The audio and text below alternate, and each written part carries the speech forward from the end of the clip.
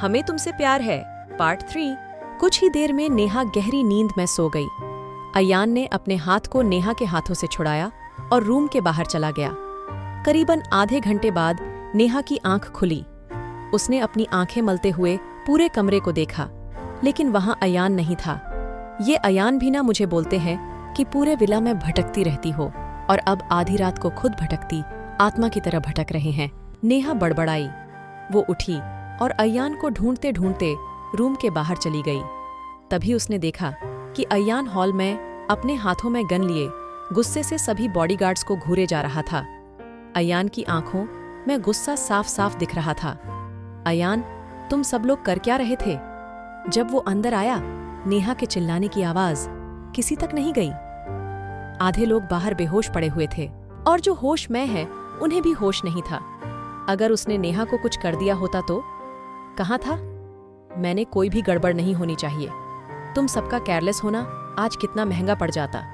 मुझे अंदाजा भी है, सजा तो मिलनी चाहिए, अयान ने कहा और गन का निशाना सामने खड़े एक बॉडीगार्ड पर लगाया। सर, प्लीज आगे से ऐसी गलती नहीं होगी। हम अलर्ट थे सर, लेकिन पता नहीं फिर भी कैसे। उस बॉडीगार्ड की बात को काटते हुए अयान ने चिल्लाते हुए कहा, जस्ट शट अप। कोई मेरे साथ जबान लड़ाए, ये मुझे पसंद नहीं। नेहा ये सब देखकर इतनी डर चुकी थी, उसके आंखों से आंसू बहने लगे। अयान का ये रूप वो पहली बार देख रही थी। उसने हिम्मत की और अपने कदम हॉल की ओर बढ़ा दिए। अयान ने निशाना लगाया और गोली चलाई। नहीं अयान, रुकिए, नेहा ने बीच में आते हुए कहा और वो गोली सीधे नेहा के कंधे पर जा लगी। नेहा दर्द से कराह उठी और नीचे जमीन पर गिर गई। उसके कंधे से खून बहने लगा। वो दर्द में तड़प रही थी। अयान को अभी भी ये किसी बुरे सपने जैसा लग रहा था। अयान को अपनी आंखों पर विश्वास ही नहीं हो रहा था। नेहा दर्द से कराह रही थी। अयान नेहा के पास गया और उसका सिर अपने गोद में रखते हुए कहा, नेहा, तुम पागल लड़की, एम्बुलेंस को फोन करो जल्दी से। अयान ने चिल्लाते हुए कहा। गोली की आवाज से बाकी के सर्वेंट्स भी नीचे हॉल में आ गए। सर, दीदी को गोली कैसे लगी? एक सर्वेंट ने पूछा। अयान ने सवाल को इग्नोर किया और नेहा की ओर देखने लगा। नेहा की आंखें अब धीरे धीरे बंद हो रही थीं।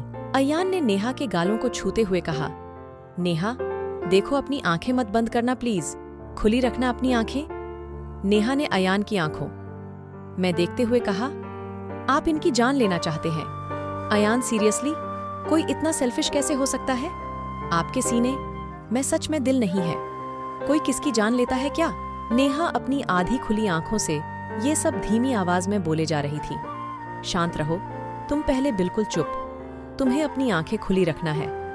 मुंह नहीं, अयान ने कहा। कुछ ही पलों में वहां एम्बुलेंस आती है। कुछ घंटों बाद हॉस्पिटल में। डॉक्टर, अब नेहा कैसी है? ठीक तो है ना? कोई टेंशन की बात तो नहीं है ना? अयान ने पूछा।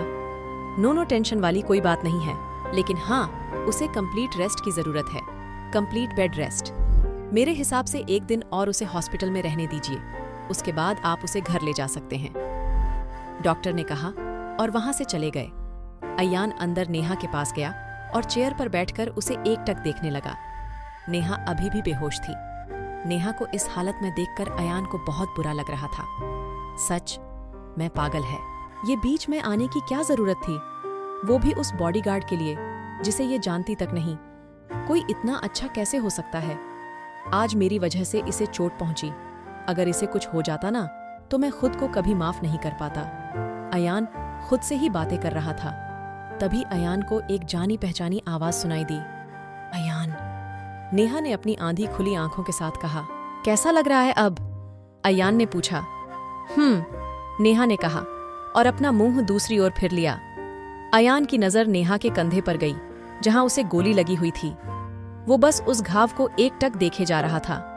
नेहा ने बिना अयान की ओर देखे कहा, आप एक नंबर के पत्थर दिल इंसान हैं। डेविल है आप, डेविल, जो मासूम लोगों की जान लेता है। अगर आपका मन अभी भरा ना हो तो 2-4 गोलियां मारकर ऊपर भेज दीजिए मुझे। नेहा ने गुस्से से कहा। तुम शांत नहीं रह सकती क्या कुछ देर? खुद की हालत देखी है कैसी है? इस हालत में भी तुम्हें मुझसे झगड़ना है? कहां से आती है इतनी एनर्जी तुम्हें? अयान ने नेहा के सिर के नीचे पिलो रखते हुए कहा, आप मेरी चिंता नहीं करे तो अच्छा है।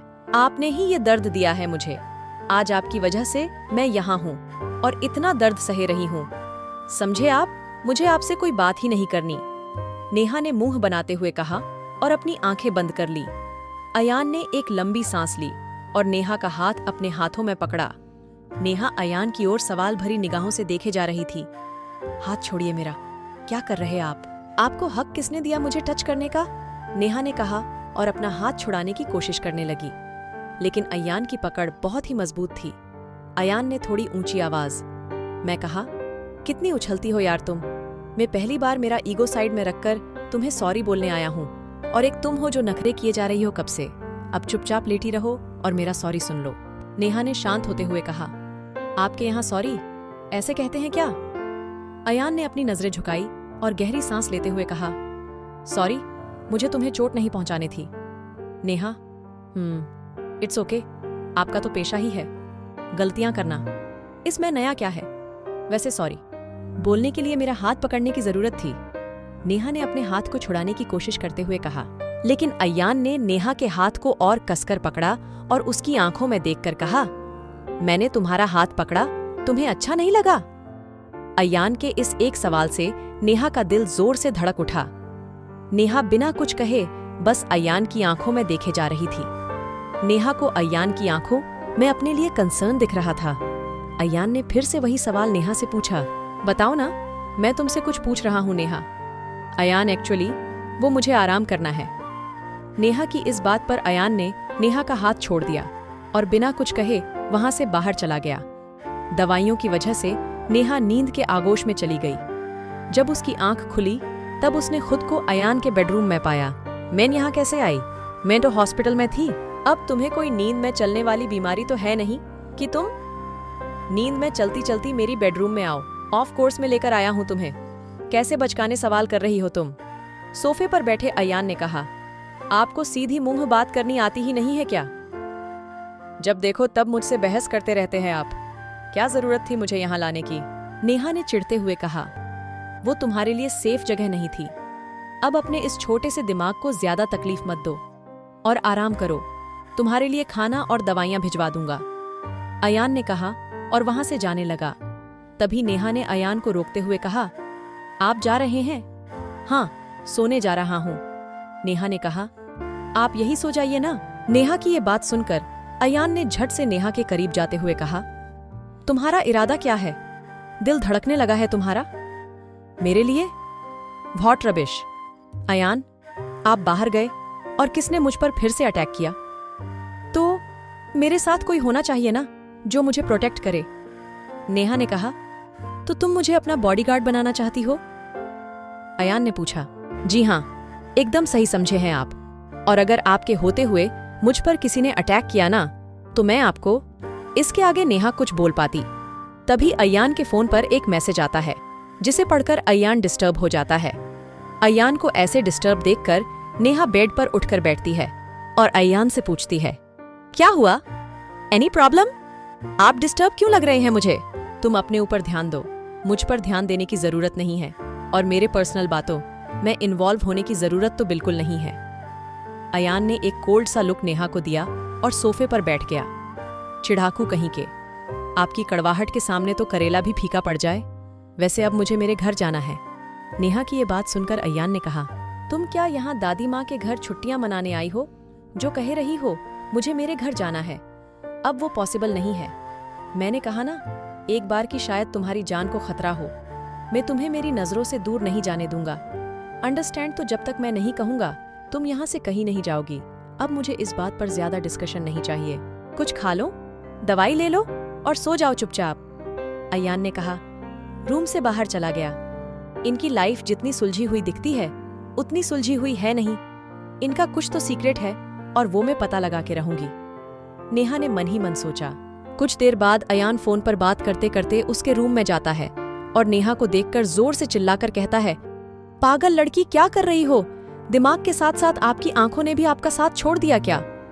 दिख नहीं रहा मैं क्या कर रही हूँ? बाल बांध रही हूँ, नेहा ने कहा। अयान ने नेहा की हाथों से कंघी खींचते हुए कहा, एक बार ठीक हो जाओ, फिर इस सब का बदला लूंगा तुमसे। कंधे पर गोली लगी है और बाल बांधने हैं तुम्हें, खुले ही छोड़ दो और अब लेट जाओ।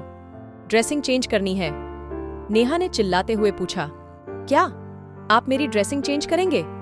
हाँ, मैं नहीं तो और कौन करेगा। और डोंट वरी, तुम्हारा फायदा नहीं उठाऊंगा। मैं तुम्हें उस नजर से नहीं देखता। अब प्लीज अपना यह मुंह बंद रखो और लेट जाओ। अयान ने नेहा को बेड पर लिटाया और उसकी ड्रेसिंग चेंज करने लगा।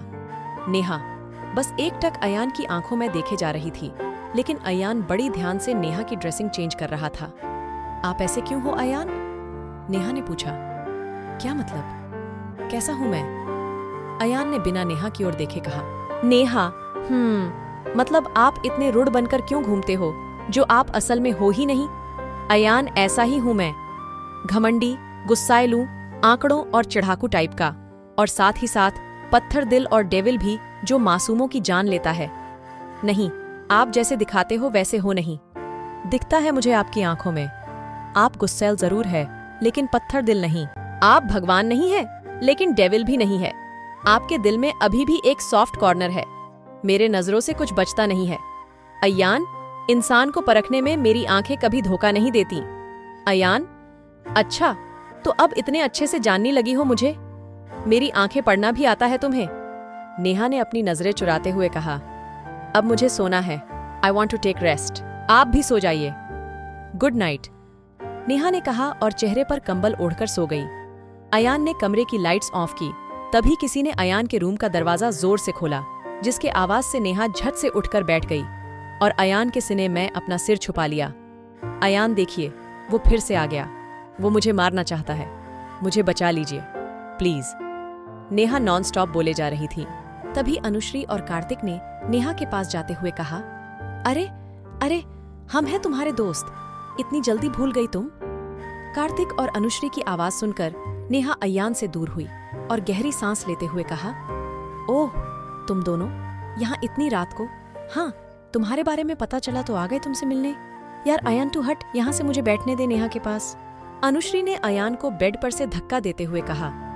अनुश्री और कार्तिक नेहा से बातें करने में बिजी थे, तो अयान सोफे पर बैठकर बस उन तीनों को घूरे जा रहा था। कुछ देर में अयान की आंख लग गई और वो सोफे पर ही सो गया। जब कार्तिक की नजर अयान पर पड़ी, तब उसने नेहा और अनुश्री से कहा, देखो ये तो सो गया। वैसे ये सोते वक्त बड़ा क्यूट लगता है ना? हाँ, बहुत ज्यादा क्यूट लगते हैं, नेहा के मुंह से निकल गया। नेहा की ये बात सुनकर अनुश्री और कार्तिक नेहा को घूरने लगे। अच्छा, तो अयान तुम्हें क्यूट लगता है? अनुश्री ने नेहा के गाल पिंच करते हैं पूछा। नेहा ने बात को संभालते हुए कहा, नहीं नहीं, मेरा वो मतलब नहीं था। अनु, तू क्या कुछ भी बोले जा रही है? अच्छा, अब मुझे सोना है, रेस्ट करनी है मुझे। तुम दोनों भी सो जाओ, कल ऑफिस जाना है ना? हाँ हाँ, जा रहे हैं वैसे।